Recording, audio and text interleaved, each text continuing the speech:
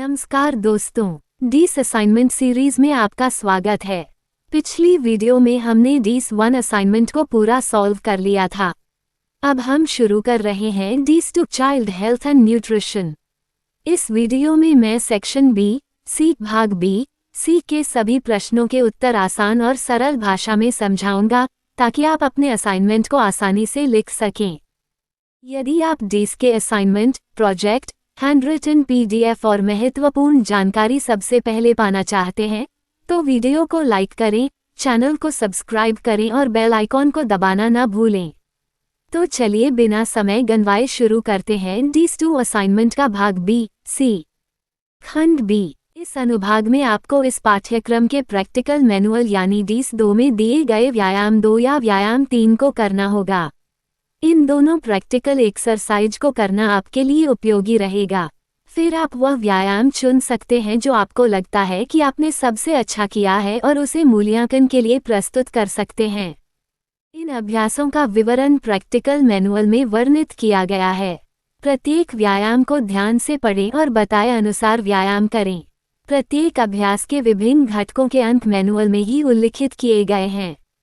यदि किसी अभ्यास के लिए व्यावहारिक मैनुअल में कुल अंक 20 से अधिक हैं, तो मूल्यांकनकर्ता अभ्यास को ग्रेड देगा और कुल अंकों को 20 में बदल देगा। अंश। इस अनुभाग में विद्यार्थियों को बच्चों के विकास, अधिगम तथा गतिविधियों से संबंधित व्यावहारिक अनुभव प्राप्त करने के लिए प्रायोगिक अभ्यास करने होते हैं।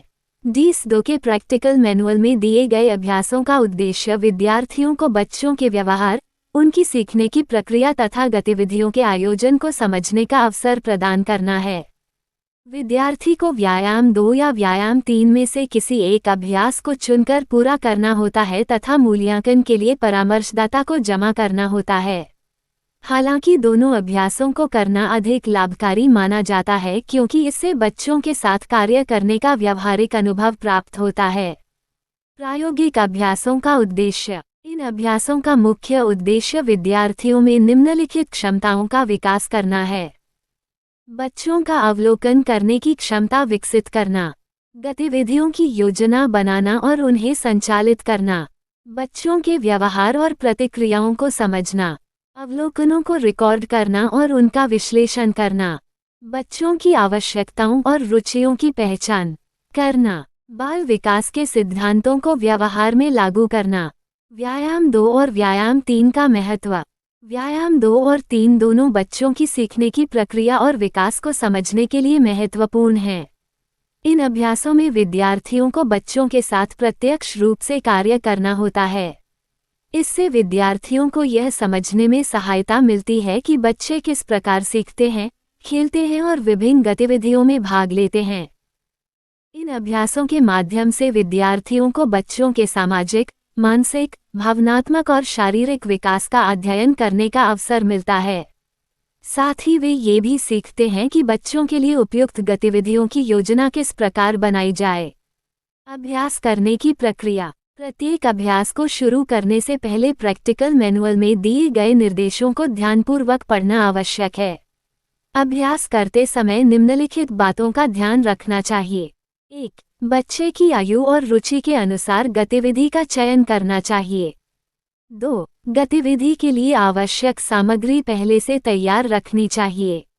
3. बच्चे के व्यवहार और प्रतिक्रियाओं का ध्यानपूर्वक अवलोकन करना चाहिए। 4. सभी अवलोकनों को स्पष्ट और व्यवस्थित रूप से रिकॉर्ड करना चाहिए। 5. गतिविधि के अंत में उसका मूल्यांकन और निष्कर्ष लिखना चाहिए। मूल्यांकन की प्रक्रिया। प्रत्येक अभ्यास के विभिन्न भागों के अंक प्रैक्टिकल मैनुअल में दिए गए हैं। मूल्यांकनकर्ता विद्यार्थी के कार्य का मूल्यांकन निम्न आधारों पर करता है। गतिविधि की योजना और संगठन, अवलोकन की गुणवत्ता, रिकॉर्डिंग की स्पष्टता, विश्लेषण और निष्कर्ष, बच्चों के साथ व्यवहार और सहभागिता। यदि किसी अभ्यास के कुल अंक 20 से अधिक होते हैं तो मूल्यांकनकर्ता उसे ग्रेड प्रदान करता है और बाद में अंकों को 20 में परिवर्तित किया जाता है। निष्कर्ष। डीस 2 के प्रायोगिक अभ्यास विद्यार्थियों को बाल विकास और पूर्व प्राथमिक शिक्षा के क्षेत्र में व्यावहारिक ज्ञान प्रदान करते हैं। ये अभ्यास केवल सैद्धांतिक जानकारी तक सीमित नहीं रहते, बल्कि विद्यार्थियों को बच्चों के साथ प्रत्यक्ष अनुभव प्राप्त करने का अवसर देते हैं। दोनों अभ्यासों को करने से विद्यार्थियों की समझ, अवलोकन क्षमता तथा गतिविधियों के संचालन की योग्यता में वृद्धि होती है। इसलिए विद्यार्थियों को चाहिए कि वे इन अभ्यासों को गंभीरता और रुचि के साथ पूरा करें ताकि वे बच्चों के विकास को बेहतर ढंग से समझ सकें। अनुभाग सी। इस खंड में आपको इस पाठ्यक्रम के प्रैक्टिकल मैनुअल यानी डीस 2 में दिए गए अभ्यास 5, 6 या 7 में से कोई एक अभ्यास करना होगा। ये दोनों व्यावहारिक अभ्यास करना आपके लिए उपयोगी होगा। फिर आप वह व्यायाम चुन सकते हैं जो आपको लगता है कि आपने सबसे अच्छा किया है और उसे मूल्यांकन के लिए प्रस्तुत कर सकते हैं। इन अभ्यासों का विवरण प्रैक्टिकल मैनुअल में वर्णित किया गया है। प्रत्येक व्यायाम को ध्यान से पढ़ें और बताए अनुसार व्यायाम करें। प्रत्येक अभ्यास के विभिन्न घटकों के अंक मैनुअल में ही उल्लिखित किए गए हैं। यदि किसी अभ्यास के लिए व्यावहारिक मैनुअल में कुल अंक 20 से अधिक हैं, तो मूल्यांकनकर्ता अभ्यास को ग्रेड देगा और कुल अंकों को 20 में बदल देगा। अंश।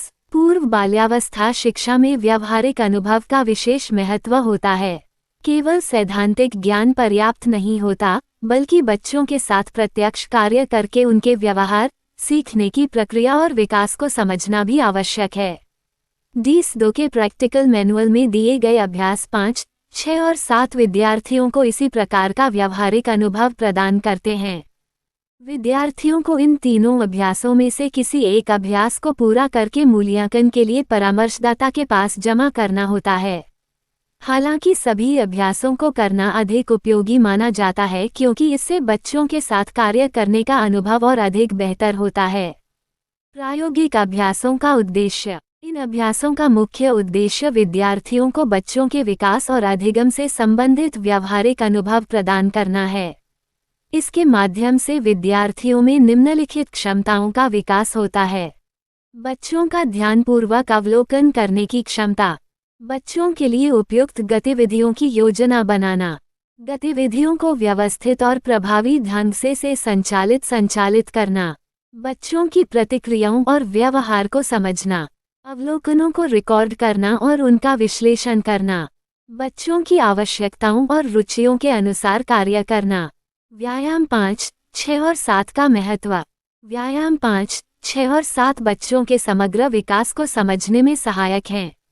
इन अभ्यासों के माध्यम से विद्यार्थी यह सीखते हैं कि बच्चों को किस प्रकार गतिविधियों में शामिल किया जाए तथा उनकी सीखने की प्रक्रिया को कैसे प्रोत्साहित किया जाए। इन गतिविधियों में बच्चों की भाषा, सामाजिक, मानसिक, रचनात्मक और शारीरिक क्षमताओं का विकास करने पर ध्यान दिया जाता है।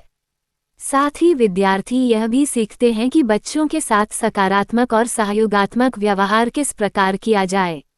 अभ्यास करने की प्रक्रिया। प्रत्येक अभ्यास को शुरू करने से पहले प्रैक्टिकल मैनुअल में दिए गए निर्देशों को ध्यानपूर्वक पढ़ना चाहिए। अभ्यास करते समय निम्नलिखित बातों का ध्यान रखना आवश्यक है। 1. बच्चों की आयु और क्षमता के अनुसार गतिविधि का चयन करना चाहिए। 2. गतिविधि के लिए आवश्यक सामग्री पहले से तैयार रखनी चाहिए। 3. बच्चों को स्वतंत्र रूप से भाग लेने के लिए प्रोत्साहित करना चाहिए। 4. बच्चों के व्यवहार, रुचि और प्रतिक्रियाओं का ध्यानपूर्वक अवलोकन करना चाहिए। 5. सभी अवलोकनों को स्पष्ट और व्यवस्थित रूप से रिकॉर्ड करना चाहिए। 6. गतिविधि समाप्त होने के बाद उसका मूल्यांकन और निष्कर्ष लिखना चाहिए। मूल्यांकन की प्रक्रिया। प्रत्येक अभ्यास के अलग अलग भागों के अंक प्रैक्टिकल मैनुअल में दिए गए हैं। मूल्यांकनकर्ता निम्नलिखित आधारों पर कार्य का मूल्यांकन करता है। गतिविधि की योजना और तैयारी। बच्चों के साथ सहभागिता। अवलोकन और रिकॉर्डिंग की गुणवत्ता। विश्लेषण और निष्कर्ष। गतिविधि का संगठन और प्रस्तुति।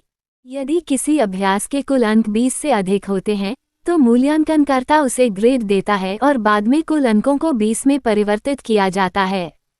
विद्यार्थियों के लिए उपयोगिता। इन प्रायोगिक अभ्यासों को करने से विद्यार्थियों में आत्मविश्वास बढ़ता है और वे बच्चों की आवश्यकताओं को बेहतर ढंग से समझ पाते हैं। इससे उन्हें भविष्य में पूर्व प्राथमिक शिक्षक, आंगनवाड़ी कार्यकर्ता या बाल विकास से जुड़े अन्य कार्यों में सहायता मिलती है। 32 साथ ही ये अभ्यास विद्यार्थियों को धैर्य, संवेदनशीलता और रचनात्मकता का महत्व भी सिखाते हैं।